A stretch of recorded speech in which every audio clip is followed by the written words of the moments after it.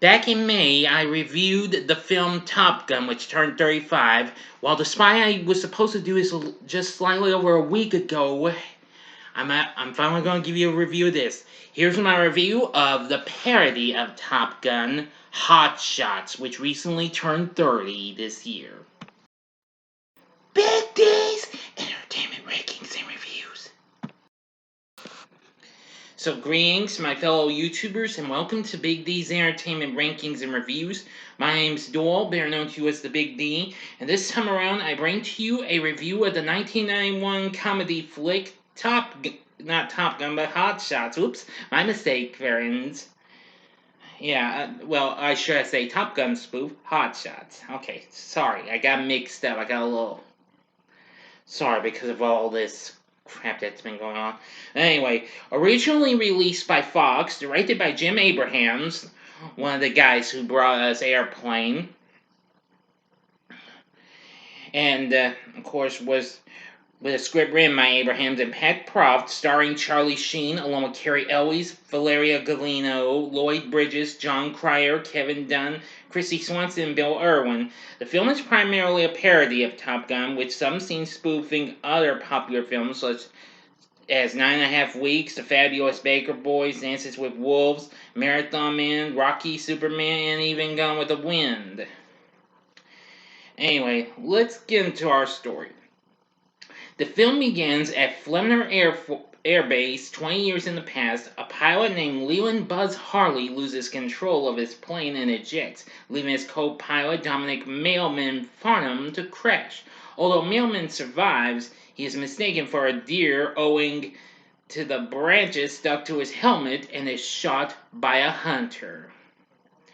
Topper Harley wakes up from a nightmare he is having about the event when Lieutenant Commander Block asks him to return to active duty as a pilot in the U.S. Navy to help on new top-secret mission, Operation Sleepy Weasel, commanded by the senile and accident-prone Admiral Benson. Harley experiences intense psychological problems, especially when his father is mentioned. His therapist, Ramada, tries to stop him from flying, but she relents and also starts to fall in love with Topper. Meanwhile, Topper gets into a feud with another fighter pilot, Kent Gregory, a former boyfriend of Ramada and Mailman's son, who blames Buzz Harley for his father's death and believes Topper is dangerous. Excuse me, everyone. Block starts privately meeting with an airplane tycoon, Mr. Wilson, who has recently built a new superfighter that will make the American pilot superior. Block reveals that he brought back Topper for the reason of making Sleepy Weasel fail. Block would then report that it was the Navy's planes that were the real reason for the mission failure and that they needed to be replaced with Wilson's planes. During one of the last train missions, an accident between Pete Deadmeat Thompson and Jim Washout Pfeffenbach leaves Deadmeat killed and Washout demoted to radar operator. Block believes this is enough to convince the Navy to buy new fighters, but Wilson calls it a minor incident, saying the planes need to fail in combat. Now to the final act ending, you know the procedure like always. 5 seconds to stop, go to the description box. If you've fast, sorry, I'm getting tongue-tied again. I'll just go easily. Just go to the description box below and fast forward to the time below to avoid the ending spoilers, alright? Forgive me. Now, if you've seen this movie already, please continue on after the 5 seconds. Here we go.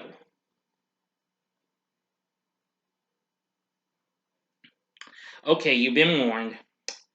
Topper develops a strong emotional attachment to Ramada, but she is haunted by her past with Gregory. On the carrier SSS's,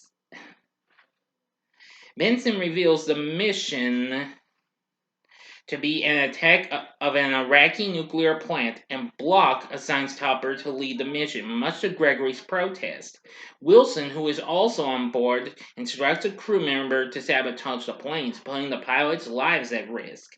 In the midst of the mission, Block mentions Buzz Harley to Topper, who has a panic attack and is unable to lead. Block just starts to call out for the mission to be aborted when Iraqi fighters attack the squadron. All the plane's weapons fail, and Block, realizing what has happened, tells Topper that he saw what really happened with Buzz and Mailman. That Buzz tried to do everything possible to save Mailman, but ended up falling out of the plane, failing in his attempt.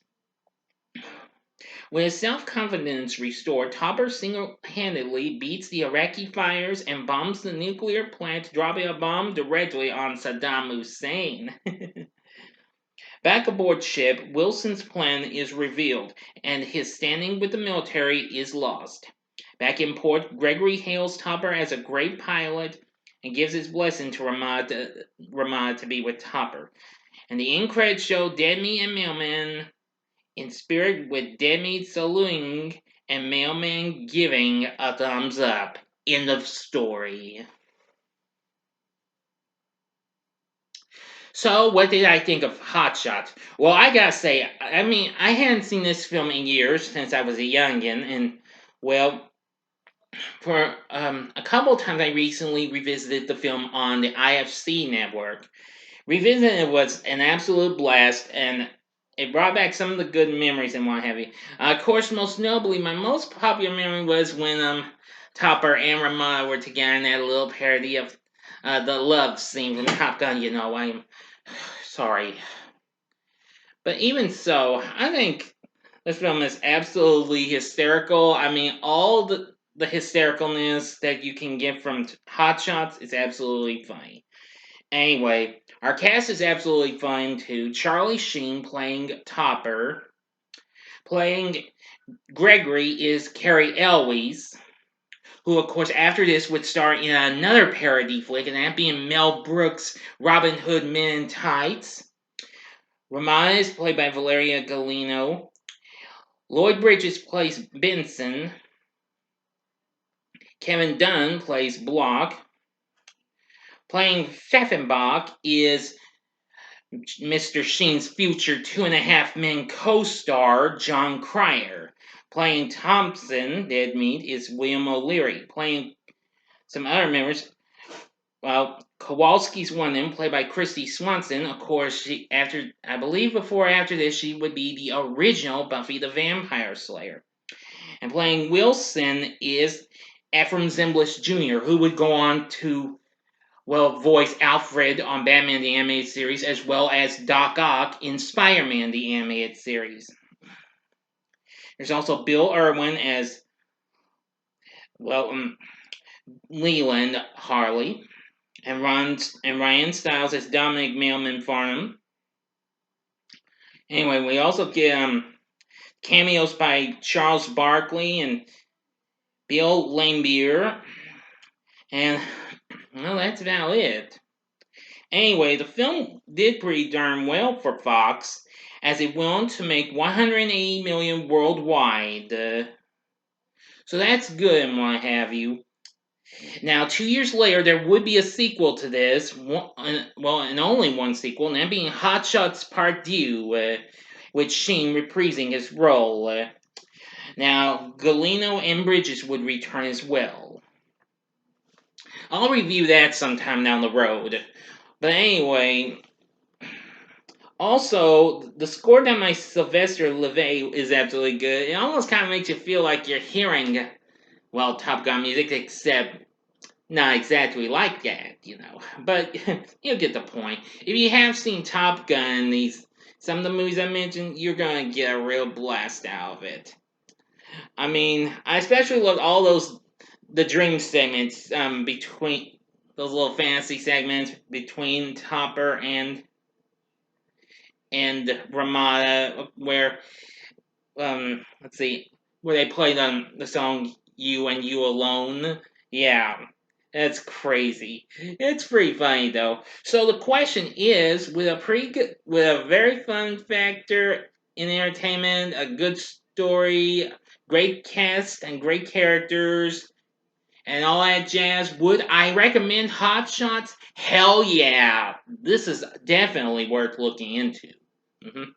So anyway, Hot Shots is definitely worth checking out. So, if you have seen Hot Shots, tell me what you thought about it in the comment section below. If you like this video, click the like button, subscribe to my channel, and be a part of the Big D Nation. And join me next time when I bring to you my ranking of all 4 movies of the Pierce Brosnan run as he played James Bond. Now you know what I mean.